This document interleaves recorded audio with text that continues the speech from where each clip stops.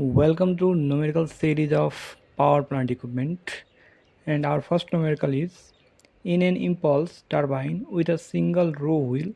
The diameter of the blade is 1.05 meter and the speed is 3000 rpm. The nozzle angle is 18 degree and the ratio of blade speed to steam speed is 0.42 and the ratio of relative velocity of outlet from the blade to the that inlet is 0.84. The outlet angle of the blade is to be made 3 degree less than inlet angle. The steam flow is 10 kg per second. Draw the velocity diagram for the blade and derive the flowing tangential thrust on the blade, axial thrust on the blade, resultant thrust on the blade, and the power developed in the blade. Similarly, blading angle efficiency. From the question, mean diameter of the blade D is given 1.05. Speed of turbine is n 3000 rpm. Nozzle angle alpha 18 degrees Celsius. Ratio of blade speed to steam speed rho equal to 0.42. And blade, we know blade speed CBL equal to pi d n upon 60. We have already given d and n. Putting the value of d and n, we get CBL equal to 164.93 meter per second. And rho is also given. And we know rho is the ratio of CBL to C1. And by cross multiply, we get the value of C 92.69 meter per second.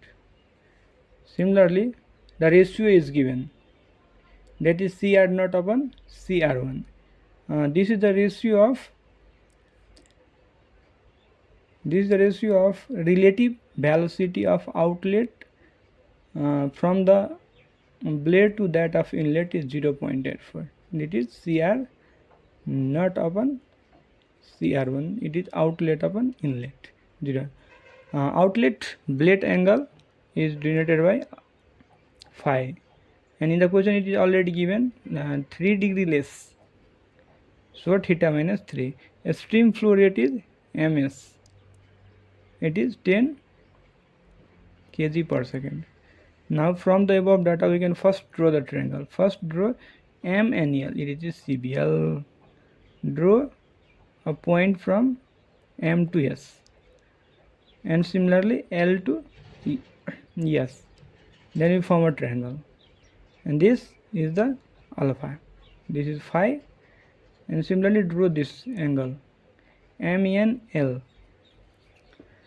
and produce a line from L and M up to P and draw perpendicular in S. Similarly draw this side perpendicular, and from P to L CW1 and P to Q CW and L to Q is CW net. Okay. Now from the above triangle, LPS cos alpha equal to PM plus 164.94 upon 392.69.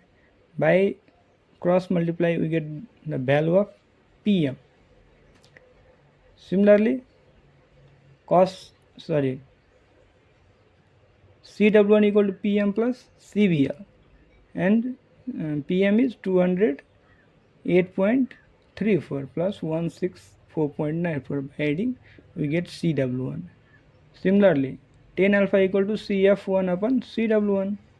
Okay, then we get the value of CF1, and from triangle PMS tan theta equal to CF1 upon PM and theta equal to tan inverse, we get the value of theta. Value of theta is nearly 30 degree. By using Pythagoras theorem in the same triangle, CR1 equal to root under PM square plus CF1 square, and we get the value of CR1. By getting the value of theta, we can subtract this 3. It is already given in the question. Phi equal to theta minus 3, that is theta equal to 30 minus 3 is 27. In this ratio is also given, and we already find value of CR1, so CR0 we can find by using this ratio. Okay, again from triangle LQM, cos phi equal to CBL plus LQ plus CR0, and by doing cross multiply you can get the value of LQ. And if by getting the value of LQ, we can calculate CW equal to CW1 plus CW0, that is CW. Finally we get the value of CW. Now tangential thrust on the blade is given by MS CW1 plus CW0. MS is already given in the question, and we had find CW1 plus CW0 is CW, and then putting this value we can get 3891.3 Newton. Similarly, the formula for axial thrust is MS CF1 nut minus CF1 minus CF1 nut, and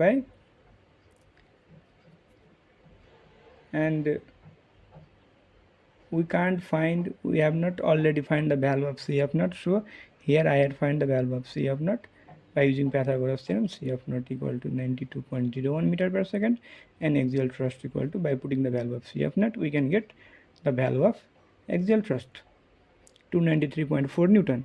Similar resultant means a square of axial thrust and tangential thrust, and we can get 3902.35 Newton. And power developed is given EMS CW1 plus CW0 into CBL upon 1000. This 1000 is for kilowatt. Okay, by putting the above value and divide by 1000, we can get 641.79 kilowatt. Similarly, blade angle equal to 2 CBL CW1 plus CW0 upon C1 square. Putting all these value we can get 83.23%. If you are not subscribed the channel yet, please subscribe and press on bell notification to get each and every notification on time. Thank you.